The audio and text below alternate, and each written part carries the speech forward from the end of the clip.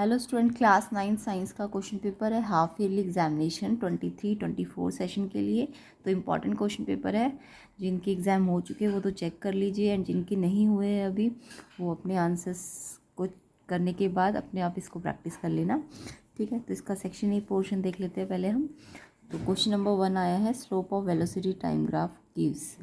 तो slope of velocity time graph क्या देता है? डिस्टेंस, डिस्प्लेसमेंट, एक्सेलरेशन की स्पीड। तो आपको वेलोसिटी टाइम ग्राफ या कुछ थोड़े और ग्राफ भी देख लेते हैं। तो पहले वेलोसिटी टाइम ग्राफ की बात करते हैं। वीटी ग्राफ का जो ये स्लोप होता है, ये स्लोप होता है ना, इसको ये एक्सेलरेशन देता है, ठीक है। तो जब भी वीटी ग्राफ आए तो ये जो स्लोप है ये एक्सेलरेशन देगा। अगर एस टी ग्राफ आता है तो स्लोप वेलोसिटी देता है। एस टी ग्राफ का, एस टी मतलब डिस्प्लेसमेंट टाइम ग्राफ, इसका स्लोप आपको वेलोसिटी देगा। यहाँ पे यूनिफॉर्म वेलोसिटी है, ठीक है। यहाँ पे यूनिफॉर्म एक्सेलरेशन है। जब ऐसे स्ट्रेट लाइन जाती है तो यूनिफॉर्म एक्सेलरेशन है। बट अगर वीटी ग्राफ में ऐसे पैरेलल एक्स एक्सिस के पैरेलल लाइन आ गई, यानी कि वी आपका कांस्टेंट है ना, हर जगह पे वी सेम है, तो वी सेम है तो एक्सेलरेशन ज़ीरो हो जाएगा। तो जब भी वीटी ग्राफ में स्ट्रेट लाइन आती है तो एक्सेलरेशन ज़ीरो होता है और यूनिफॉर्म स्पीड होती है, ये आपको याद रखना है। और अगर एस टी ग्राफ में स्ट्रेट लाइन ऐसे आ गई तो अब की बार डिस्प्लेसमेंट हर जगह पे सेम है ना, यानी कि 10 पे ही है, तो ऑब्जेक्ट रेस्ट पे होता है, यानी कि वेलोसिटी उसकी ज़ीरो होती है। तो वेलोसिटी ज़ीरो है तो एक्सेलरेशन यहाँ भी ज़ीरो ही होगा, है ना। तो ये चारों ग्राफ आपको आनी चाहिए, इंपॉर्टेंट है, कोई भी ग्राफ आ सकता है पेपर में। तो अभी आपको क्वेश्चन में आया कि वीटी ग्राफ का जो स्लोप होता है वो क्या देता है, वो एक्सेलरेशन देता है। अगर एस टी ग्राफ का स्लोप पूछते तो वेलोसिटी देता। तो क्वेश्चन में अभी तो वीटी ग्राफ है ना, तो एक्सेलरेशन है इसका आंसर। तो ये ग्राफ आपको आने चाहिए, ठीक है। तो इसका आंसर क्या होगा? वेलोसिटी टाइम ग्राफ का स्लोप आपको एक्सेलरेशन देगा। ये सी ऑप्शन इसका करेक्ट है। नेक्स्ट क्वेश्चन नंबर 2 देख लेते हैं। विच of the following states has maximum force of attraction between their particles. सबसे ज़्यादा फोर्स ऑफ अट्रैक्शन किस में होता है? सॉलिड में होता है, लिक्विड में होता है, गैस में होता है। तो आपने पढ़ा होगा कि जो सॉलिड के पार्टिकल्स होते हैं बहुत पास पास होते हैं, लिक्विड के पार्टिकल थोड़े दूर दूर होते हैं, और गैसेस के तो बहुत ज़्यादा दूर दूर होते हैं। तो सॉलिड के पार्टिकल क्लोजली पैक्ड होते हैं, इसलिए इसमें फोर्स ऑफ अट्रैक्शन मैक्सिमम होता है सॉलिड में, फिर लिक्विड में होगा, और लास्ट में सबसे कम किस में होगा? गैसेस में होगा। तो सॉलिड में सबसे ज़्यादा फोर्स ऑफ अट्रैक्शन होता है, फिर लिक्विड में होता है, और लास्ट में किस में होता है? गैसेस में होता है। ये आपको याद रखना है। फोर्स ऑफ अट्रैक्शन अगर बात करें, मैक्सिमम यानी कि ग्रेटर का साइन, ठीक है। तो ये आपको याद रखना है। क्यों? क्योंकि ये क्लोजली पैक्ड होते हैं। तो इसका आंसर सॉलिड होगा। नेक्स्ट क्वेश्चन है आपका, the term protoplasm was coined bye. Protoplasm किसने दिया था टर्म? ये है ए ऑप्शन, परकिंजी ने, ठीक है। Next question, a body starting at point A reach at point B in a straight line and return back to A, then there is. तो देखो यहाँ पे हम इसको समझते हैं। अगर एक बॉडी ए से स्टार्ट हुई और फिर बी तक गई, और फिर ए से बी पे स्ट्रेट लाइन गई, ठीक है, और फिर बी से वापस ए पर अगर आ गई, तो देखो ए से इनिशियल भी इसका ए ही था और फाइनल भी इसका ए ही है ना। तो जब इनिशियल और फाइनल सेम होते हैं तो ज़ीरो डिस्प्लेसमेंट होता है। कितना होता है? ज़ीरो डिस्प्लेसमेंट होता है। तो जब इनिशियल और फाइनल पोजीशन सेम हो, कि ये ए से ही स्टार्ट हुआ और ए पे ही वापस आ गया, तो इट मीन्स इनिशियल भी ए है और फाइनल भी ए है, तो यानी ज़ीरो डिस्प्लेसमेंट है, ठीक है। तो इसका आंसर क्या होगा? Zero displacement. तो ज़ीरो डिस्प्लेसमेंट आपका है ऑप्शन नंबर सी पे। सी ऑप्शन इसका करेक्ट है। Next question number 5, kinetic energy of molecules is directly proportional to. Kinetic energy molecule की डायरेक्टली किसके प्रोपोर्शन है, यानी कि क्या बढ़ने से काइनेटिक एनर्जी बढ़ती है?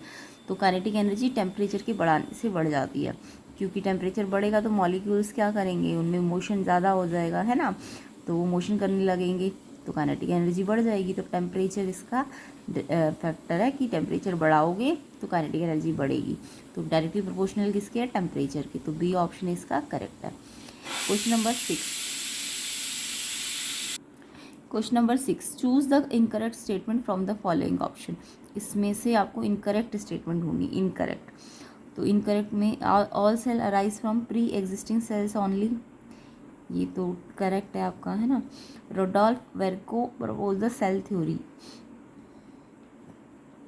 सेल थ्योरी इन्होंने दी थी, तो फर्स्ट स्टेटमेंट तो ट्रू है, सेल्स प्री एग्जिस्टिंग सेल से ही राइज होती है, ये तो ट्रू है, बट आपको इनकरेक्ट ढूंढना, ठीक है।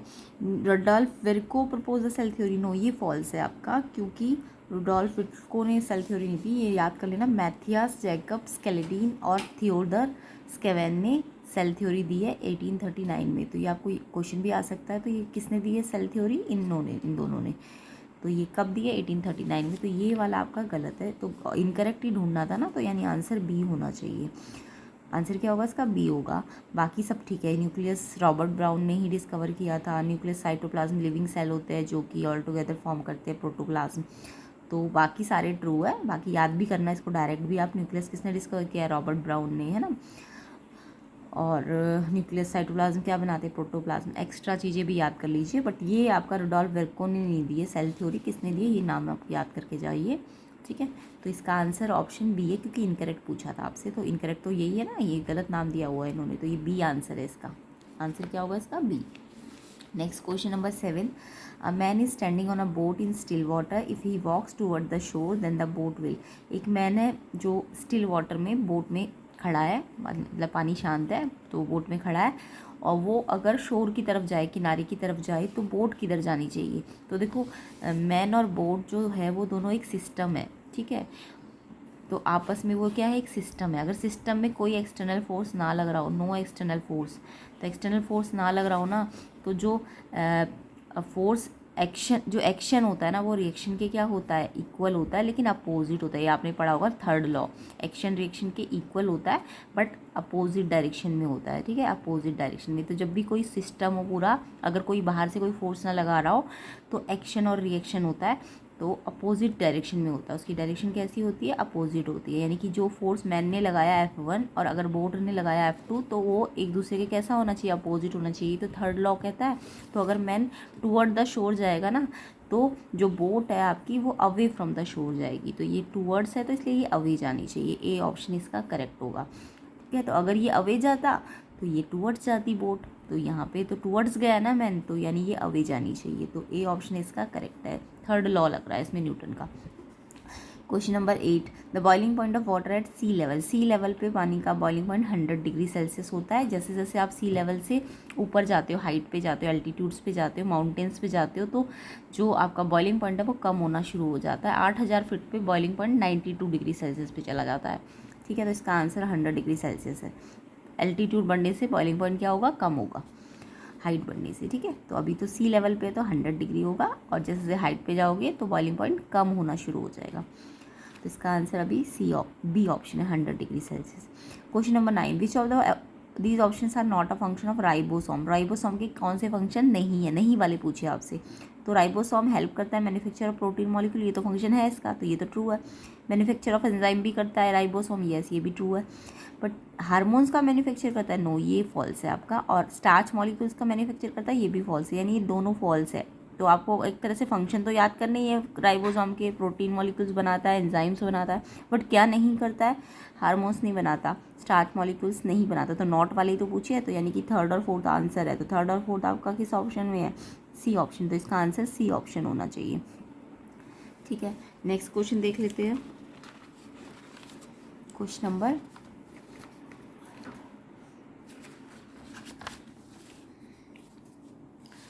नंबर 10 देख लेते हैं, फिजिक्स का ही question. A cricket player catches a ball of mass 0.1 kg, कितनी स्पीड से चल रही है? 10 मीटर पर सेकंड से। टाइम क्या है? 0.1 सेकंड। और आपको फोर्स बताना है कितना लगाया। तो देखो फोर्स क्या होता है? Mass into acceleration. आपको मास तो गिवन है, बट एक्सेलरेशन डायरेक्ट नहीं दिया, थोड़ा सा निकालना पड़ेगा। पहले स्पीड दी हुई है और टाइम दिया हुआ है। तो फोर्स का फॉर्मूला तो सबको पता है, mass into acceleration. Mass given है आपको, एक्सेलरेशन पहले निकाल लीजिए, या फिर डायरेक्ट यहीं पे लगा देती हूँ फॉर्मूला। एक्सेलरेशन का फॉर्मूला क्या होता है? v minus you upon T, है ना। तो आपको स्पीड तो दी हुई है, मास कितना दिया हुआ है? 0.1 kg। सारी चीज़ें सही यूनिट में होनी चाहिए, kg में होना चाहिए, ये मीटर पर सेकेंड में होना चाहिए, और टाइम सेकेंड में होना चाहिए, तभी फॉर्मूले में लगता है, ठीक है। तो ये मास आपको kg में ही दिया हुआ है। स्पीड आपको देखो ये बाद वाली दी है। अगर इस स्पीड से चल रहा है तो स्टार्टिंग में तो स्पीड क्या रही होगी? 0 रही होगी ना। तो v आपका कितना है? 10 मीटर पर सेकंड दिया। u आपका 0 है। अपॉन में टाइम कितना दिया हुआ है? टाइम देखो सेकंड में ही दिया, तो कोई चेंज करने की ज़रूरत नहीं है, सीधा सारी की सारी एसआई यूनिट दी हुई है आपको, तो इससे ही कट जाएगा, मल्टीप्लाई में ना कट जाएगा। तो 10 - 0 10 इसका फोर्स आ जाएगा 10 न्यूटन का। तो कितना फोर्स आ जाएगा 10 न्यूटन। तो इसका आंसर क्या है option number D 10। Next question, which of the following is not a homogeneous mixture. इनमें से कौन सा होमोजीनियस मिक्सचर नहीं है, नहीं वाला ढूंढना। टिंचर ऑफ आयोडीन है होमोजीनियस, एयर भी है, सॉल्ट वाटर मिक्सचर भी है, मिल्क आपका कोलाइडल होता है ना, तो ये मिल्क जो है,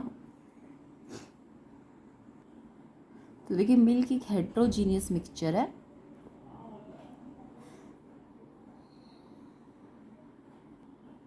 मिल्क एक हेट्रोजीनियस मिक्सचर है क्योंकि इसके अंदर डिफरेंट एलिमेंट होते हैं जो यूनिफॉर्मली मिक्स नहीं होते हैं, और जब मिल्क को आप पॉर करते हो तो फैट ग्लोब्यूल्स आ जाते हैं ना मलाई के फॉर्म में, है ना, तो वो अलग अलग हो जाते हैं। तो इट मीन्स ये हेट्रोजीनियस मिक्सचर है।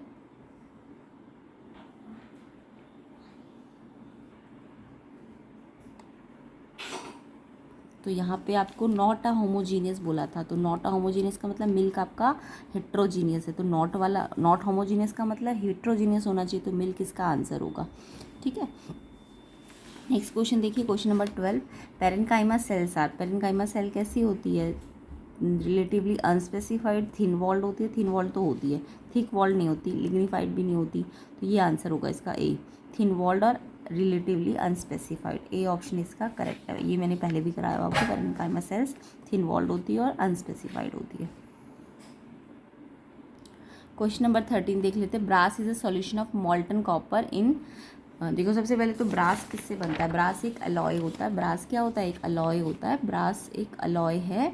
अलॉय किससे बनता है, दो मेटल को मिक्स करके, या एक मेटल और नॉन मेटल, दो या दो से ज़्यादा मेटल्स को मिक्स कर दो, या फिर मेटल को नॉन मेटल के साथ मिक्स कर दो तो अलॉय बन जाते हैं। तो ब्रास जो होता है ना वो कॉपर और जिंक का अलॉय है, कॉपर और जिंक को मिला के जिंक।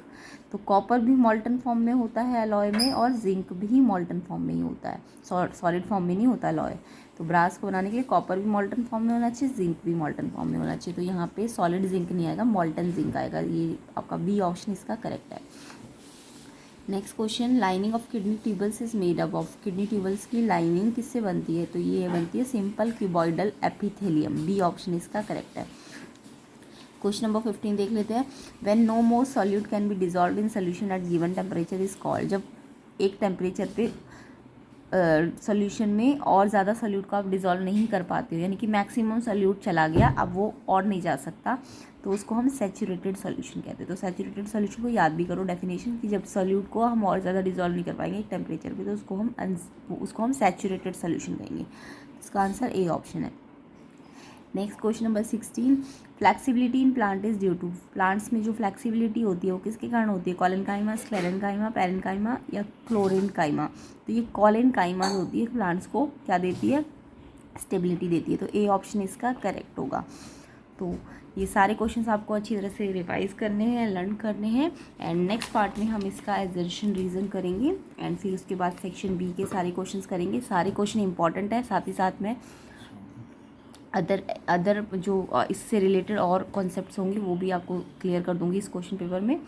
एंड क्वेश्चन पेपर को अच्छी तरह से प्रैक्टिस कर लीजिए, एंड इवनिंग में हम इसको पूरा डिटेल में करेंगे। तो डिटेल में इवनिंग को करेंगे, लाइव क्लास भी हो सकती है। तो आप इसको अच्छी तरह से वीडियो को शेयर करिए, एंड चैनल को सब्सक्राइब कर लीजिए अगर नहीं किया है तो। अपनी एग्ज़ाम प्रिपरेशन करिए, और भी प्लेलिस्ट में क्वेश्चन पेपर्स है आपके साइंस के भी और मैथ्स के भी, तो आप प्लेलिस्ट चेक कर लेना, डिस्क्रिप्शन में मैं लिंक डाल दूँगी। एंड वीडियो को शेयर ज़रूर कीजिए, एंड चैनल को लाइक करिए एंड सब्सक्राइब कर दीजिए।